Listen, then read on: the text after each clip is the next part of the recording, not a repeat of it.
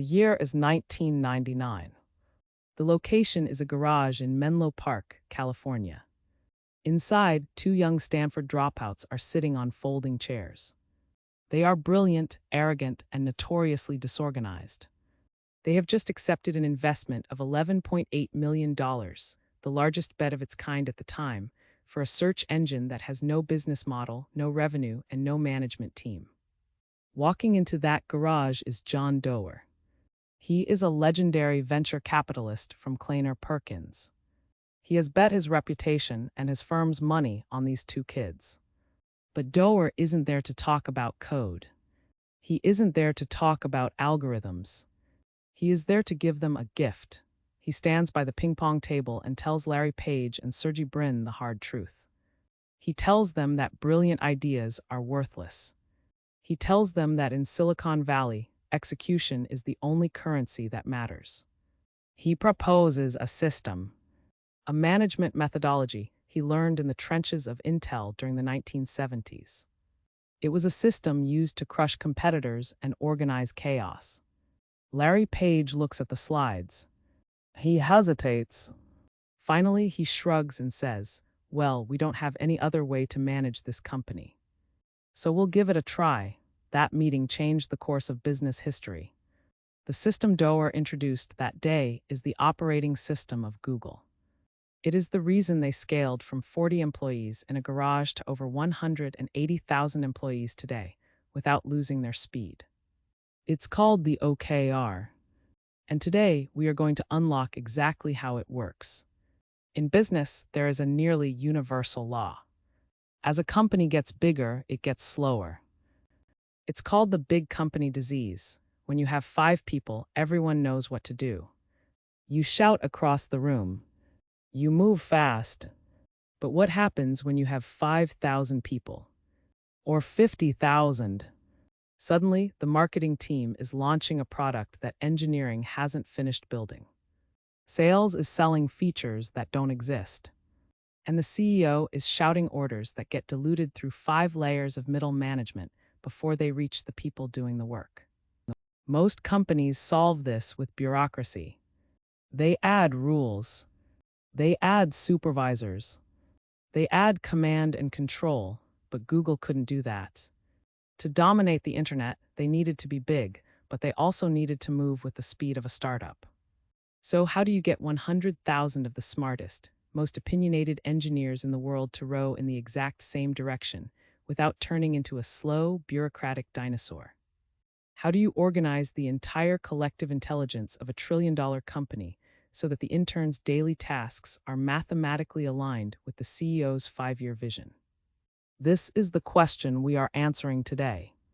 We are not just looking at a to-do list app. We are looking at the social technology that allowed Google to conquer the world. We are breaking down the objective and key result, the OKR. To understand Google, we must first understand Intel in the 1970s. Before John Doerr brought this system to Google, he learned it from a man named Andy Grove. Andy Grove was the CEO of Intel, and he is widely considered the greatest manager of the 20th century. In the late 70s, Intel was facing an existential threat. Motorola had released a microprocessor that was faster and cheaper than Intel's. Intel was bleeding customers. They were dying. Grove didn't panic. He launched a campaign called Operation Crush. He realized that the problem wasn't that his employees weren't working hard. The problem was that they were working on the wrong things. The engineers were tweaking the chip design, while the sales team was complaining about the price. They were disconnected. Grove introduced a system he called IMBO, Intel Management by Objectives. The formula was deceptively simple. Grove said that to be efficient, every single employee, from the CEO to the janitor, needed to answer 2 questions. Question 1. Where do I want to go? This is the objective. Question 2. How will I know I'm getting there? This is the key result. This sounds basic, but Grove added a twist that changed everything. In traditional companies, goals came from the top down. The CEO gave orders to the VP, who gave orders to the manager. Grove said no. In his system, at least 50 of the goals had to come from the bottom up. The engineers told the managers how they would help win the war against Motorola. This created a social contract. When you set your own goal, you are committed to it. When your boss sets it for you, you are merely compliant. John Doerr watched Andy Grove use this system to crush Motorola in less than a year. He saw Intel regain 85% of the market share. He realized this wasn't just a management trick. It was a weapon. And 20 years later, he handed that weapon to Larry Page. Let's look at the mechanics. How does a Google OKR actually work? It follows a rigid sentence structure. I will objective as measured by key results. Let's break that down because the nuance is where most companies fail. The objective is the what. It must be qualitative. It must be aggressive. It must be time-bound. But most importantly, it must be uncomfortable. At Google, if your objective doesn't make you slightly nervous, it isn't an objective. It's just a task. An example of a bad objective is improve the website performance. That is weak. It's vague. A Google objective sounds like this. Create the fastest, most reliable web experience in human history. Then we have the key results. This is the how. This is where the art turns into math. A key result must be a number. As former Yahoo CEO Marissa Mayer, who was a Google VP, famously said, "It's not a key result unless it has a number. You cannot say make the users happy. You must say increase Net Promoter Score from 40 to 60. John Doerr explains that a key result is binary. At the end of the quarter, there is no argument. There is no, well, I tried hard. Did you hit the number? Yes or no? Let's look at a hypothetical example for a YouTube creator. Objective. Become the thought leader in the business strategy niche. Key result 1. Publish 12 high-quality video essays by Q4. Key result 2.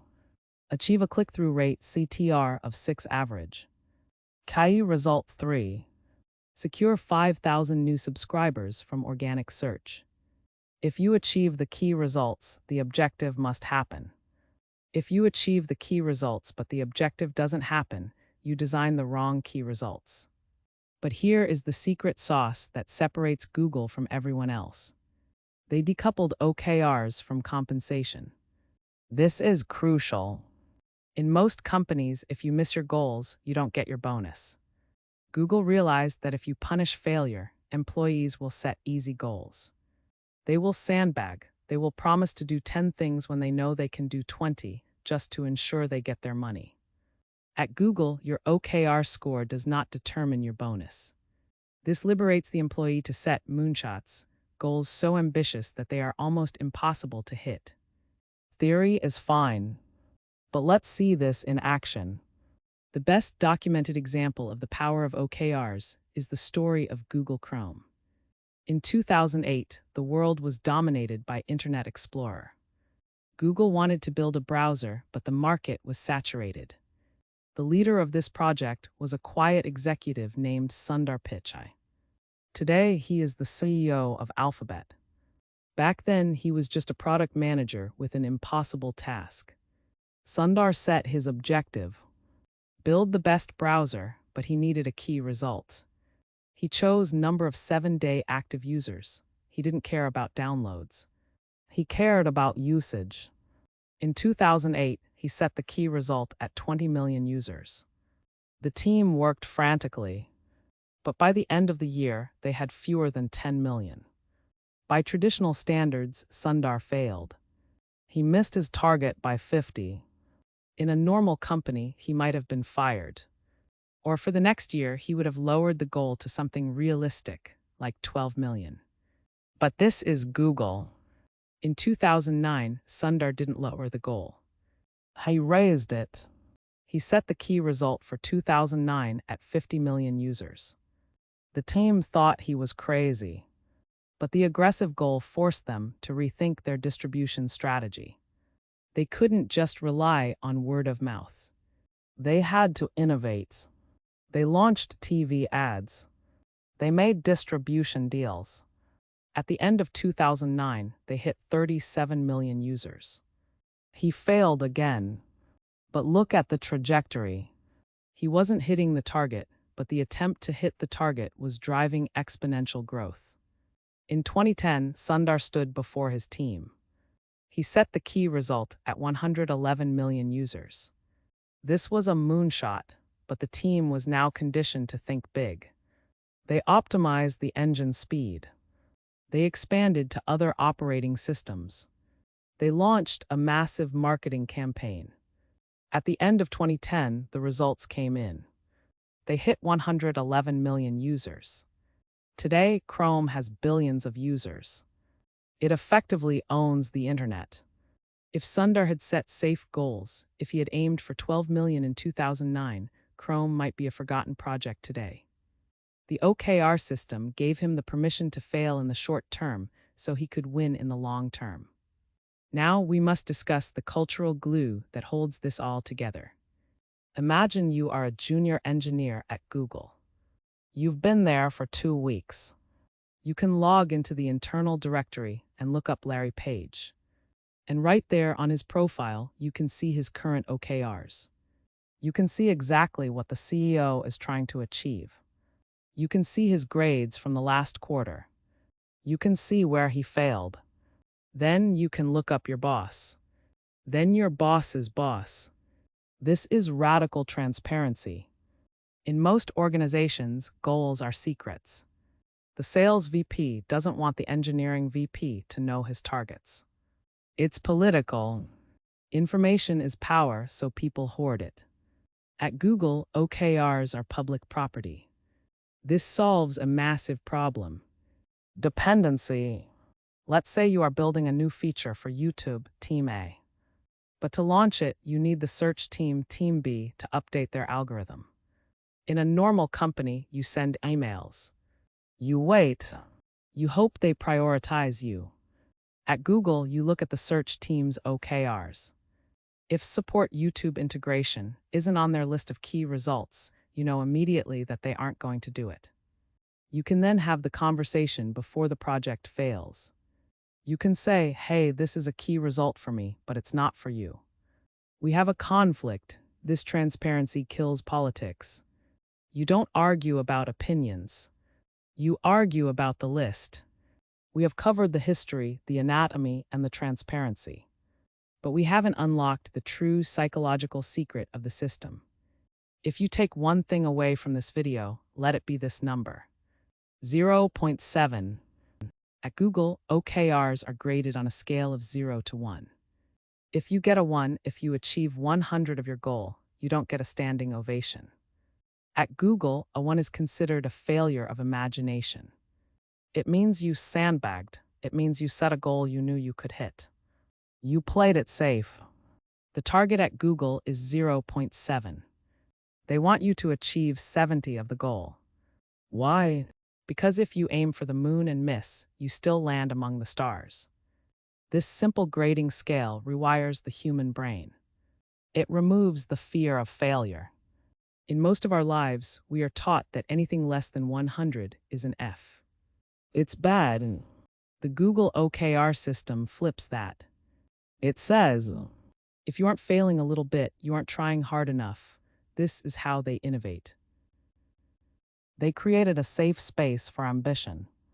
By institutionalizing the near miss, they maximize human potential. The brilliance of the OKR isn't that it helps you organize your to-do list. The brilliance is that it separates activity from impact. Most people confuse motion with progress. They are busy. They answer emails.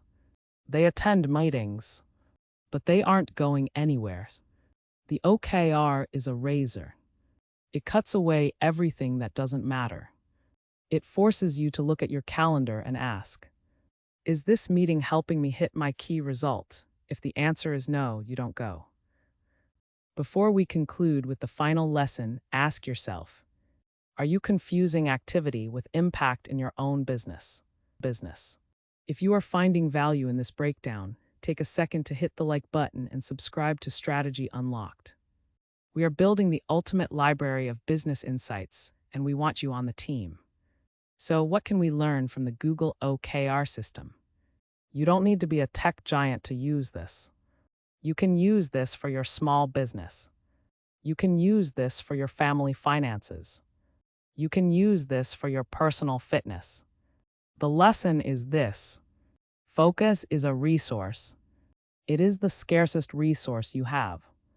The world is designed to distract you. It is designed to pull you in 1,000 directions. The OKR is your shield against distraction. It forces you to choose. It forces you to say no to good ideas so you can say yes to great ones.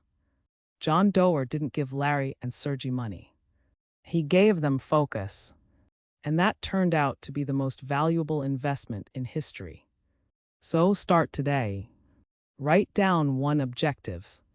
Assign it 3 key results. And remember, if you hit them all perfectly, you didn't aim high enough. If you learned something new, hit that like button. And let us know in the comments, what company's strategy should we unlock next?